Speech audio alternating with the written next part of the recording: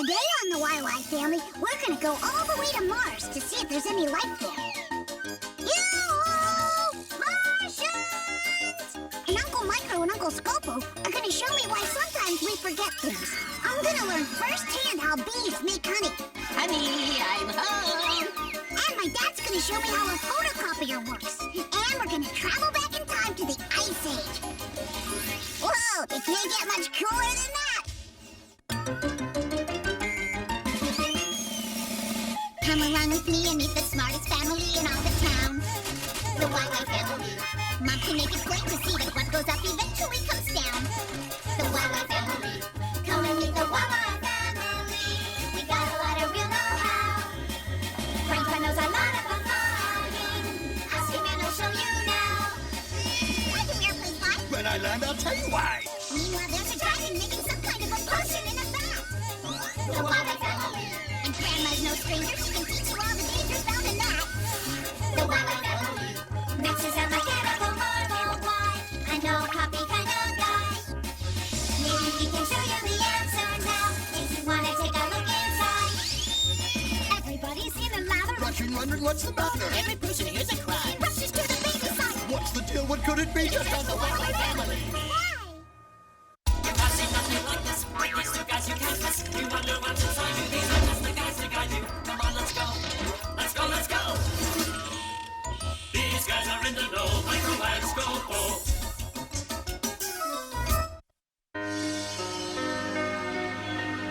And, what are these called? External oral apparati. No, there is. Hi guys, what you doing? I'm testing Victor's memory. Neato, can I play? Of course. In fact, I know just what to ask you. Why do you have that string tied around your finger? I tied the string around my finger so I wouldn't forget something. Forget what? Oh. I don't remember. Uncle Micro, why do we forget things? That's a very complicated question, Victor. First, we have to understand how we remember things. And I think it would be easier if I show you. Wow, where are we? Inside a human brain. Now, the brain is made up of many components. And we're in the cerebral cortex, which controls the memory and many other functions. Scientists aren't exactly sure how the memory works, but they believe that we store memories in the nerve cells or neurons of the brain. Jeez, this is the quietest brain I've ever been in. I wonder why. The ratio of the diameter to the circumference is expressed as pi. Alex, what is the numerical value of pi? Our brains are electrical in nature. Our host is searching for a memory. You see, there are more than 10 billion neurons, so sometimes it takes the brain a while to find a memory. Think of neurons as like files in a filing cabinet. So sometimes it takes our brains a while to find a file. The value of pi is 3.1416. Okay, so that's how we remember, but what happens when we forget? Hey, Alex, dude, we're going to the arcade. Come on with us. Well, that sounds great. Wait, it seems like I'm forgetting something. That's one way we forget. The brain is trying to find a memory, but something has distracted it. Scientists also think that we may store memories in order of their importance. Oh, that's why we remember important things, like my birthday, which is next week. Exactamundo. Note to myself, Victor's birthday is next week.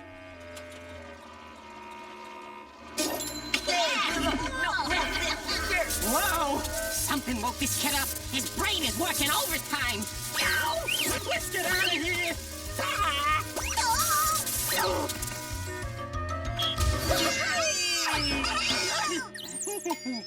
I'd like to thank all the members of the Academy, especially Mommy. Micro, it's me, Scopo. How many fingers am I holding up? Now, why did you tie that string around your finger? String. I don't remember any string.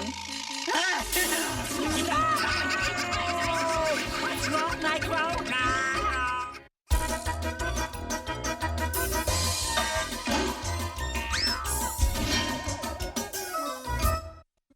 How does it do this? How does it do that? Max is the one with the electronic knack. Machines are his thing, so don't go berserk. That's on the job. You'll find out how they work.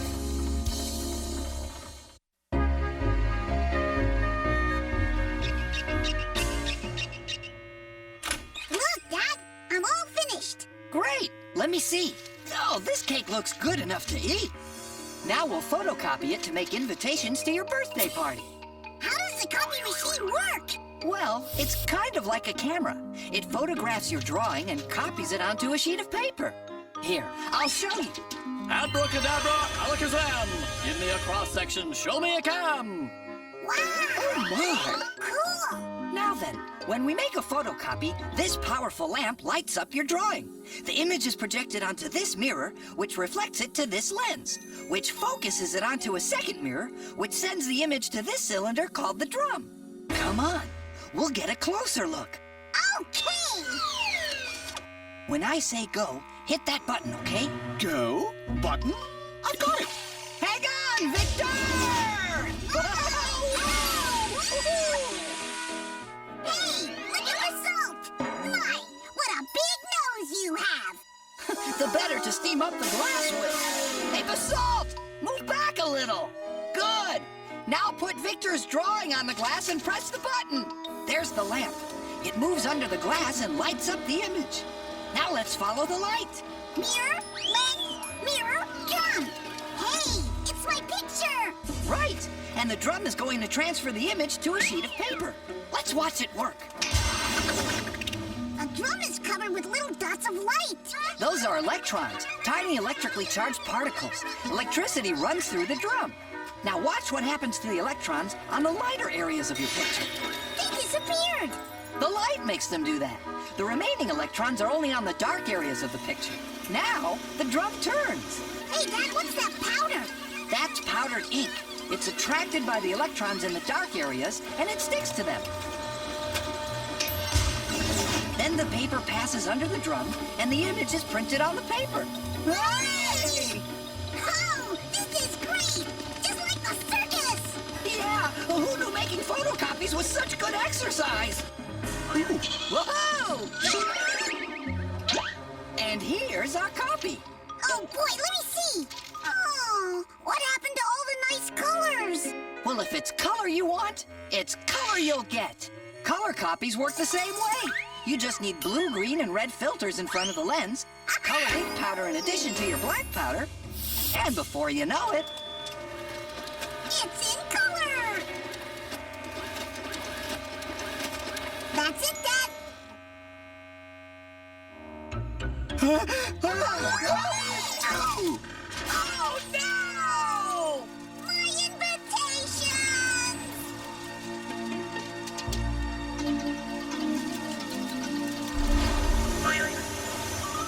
I wonder where all those invitations wound up.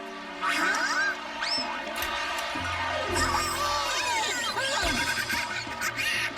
This is the best birthday ever!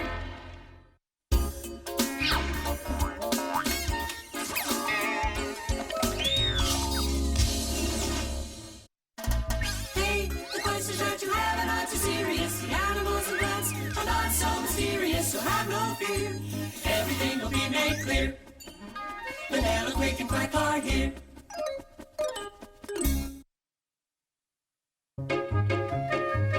Grandpa, I am ready for breakfast!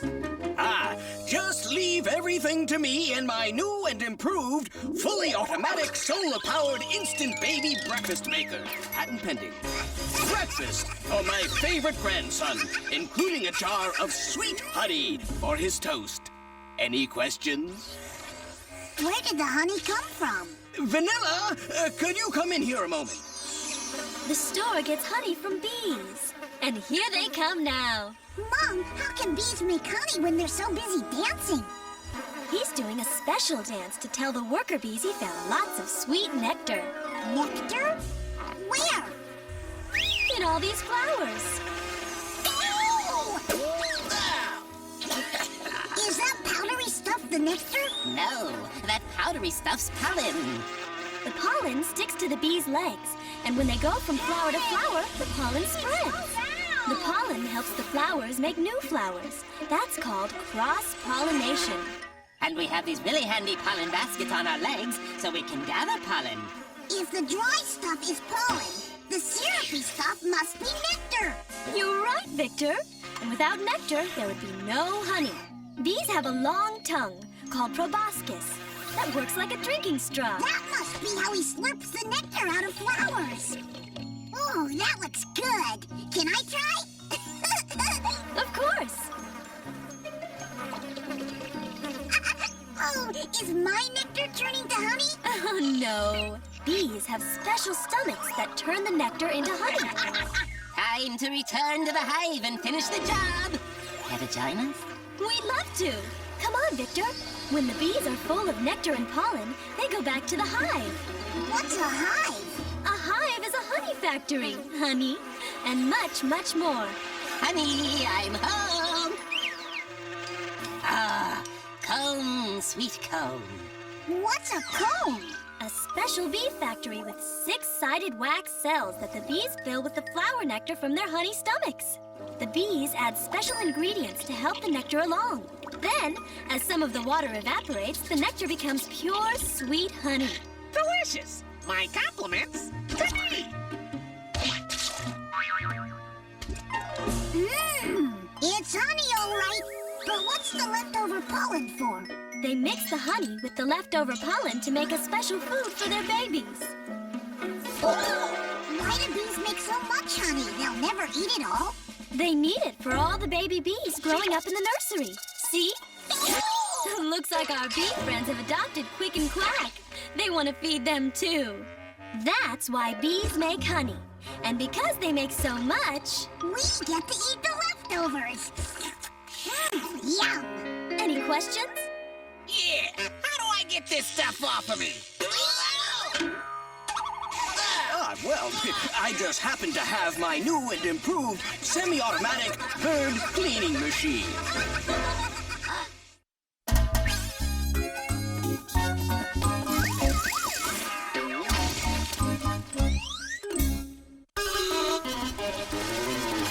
Have you ever wondered why the salty oceans, lightning, thunder, what the earth is like down under? Why there's wind and snow and rain? Let Eartha and Basalt explain.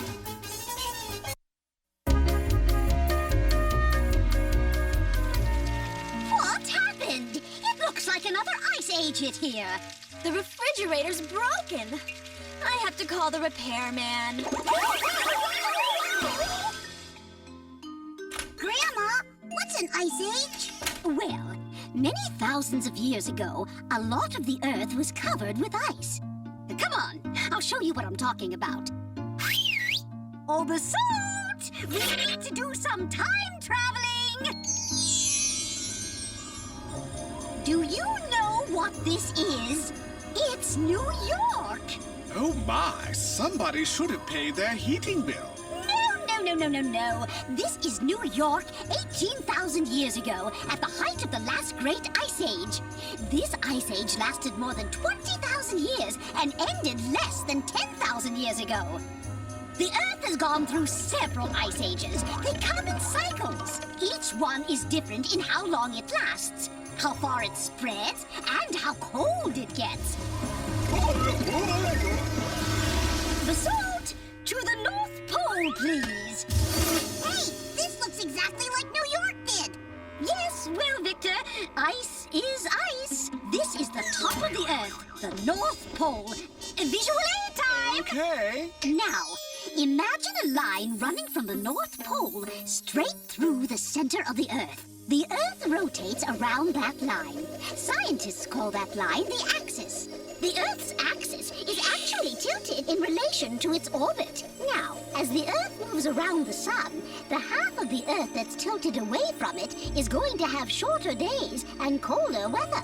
That's winter! But an ice age is different from just winter, right? Right you are, Victor! A lot longer and a lot colder. Up, Basalt! All the way up!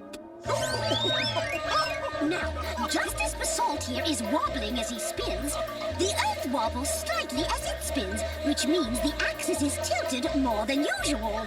Now, because the Earth's axis has shifted slightly, this part of the Earth is even further away from the sun.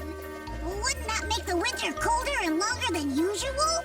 Yes, but there are some other factors too. Salt, outer space, please. The Earth travels around the sun in an ellipse, which is egg-shaped. You can see that the Earth's orbit brings it closer to the sun at certain points. However, just as the Earth's axis sometimes changes slightly, so does its orbit. It becomes more circular. This means the Earth is away from the sun at times when an ellipse would have put it closer. So, if the Earth was already tilted more than normal, then it would be even colder because now it's farther away from the sun. Grandma, will there ever be another ice age? Yes, but it won't happen for thousands of years, so I wouldn't run out and order a large supply of thermal underwear just yet. Oh, now you tell me.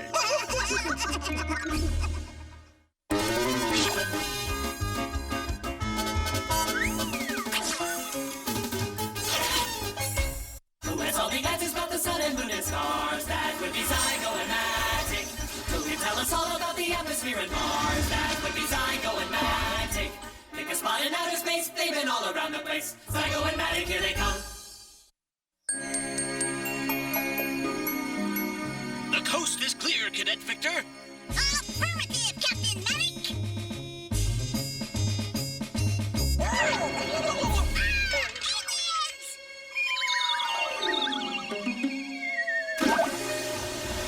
Oh, it's just Zygo!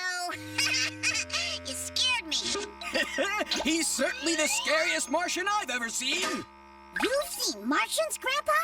Sure, lots of them. I think Matic's been watching a little too much television. Yes, I suppose I have, but my ancestor, Leonardo Domatico, believed he really had seen Martians. He spent his whole life studying the stars and the planets, especially Mars. He saw markings on its surface that he thought looked like canals, and he figured the canals had to be built by someone, which meant maybe there were Martians. Well, we have much more powerful telescopes today, so we know there really aren't any canals on Mars. And we've sent probes to Mars. They've shown us that it's barren and lifeless. Maybe they didn't look in the right spot. Or maybe the Martians were hiding. Well, I suppose we could go double-check.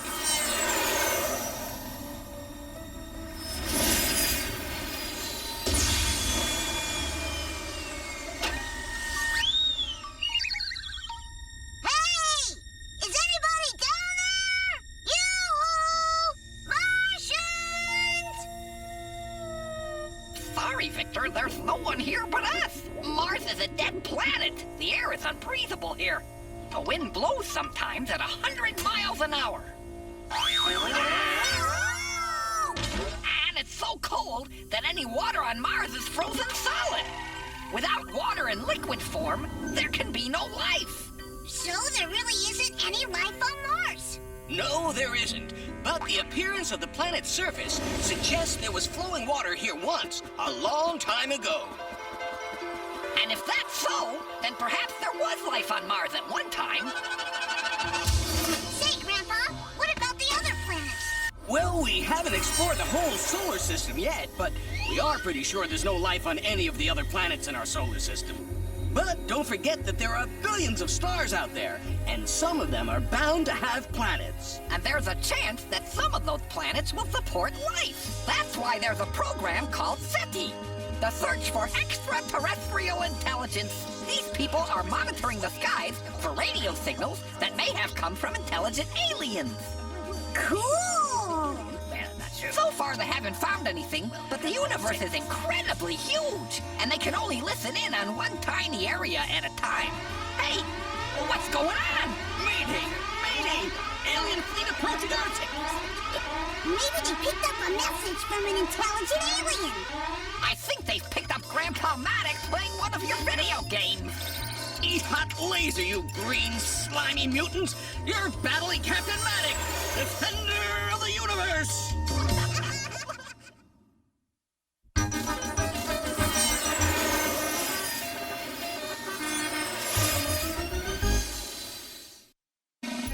nectar. What'd you learn today? Tons of neat stuff. I learned that our brains are made up of cells called neurons. Scientists think neurons store our memories. I learned that bees use the nectar from flowers to make honey. Oh, that looks good. And while they're gathering nectar, they're carrying pollen from flower to flower. And we have these really handy pollen baskets on our legs so we can gather pollen. I learned that the Earth changes its position or its orbit a little, and that can make for long cold periods called ice ages. And I learned that there doesn't seem to be any life on Mars now, but once, long ago, there might have been. Aliens! Sounds like a pretty big day. It was, but I still have plenty of questions left for next time.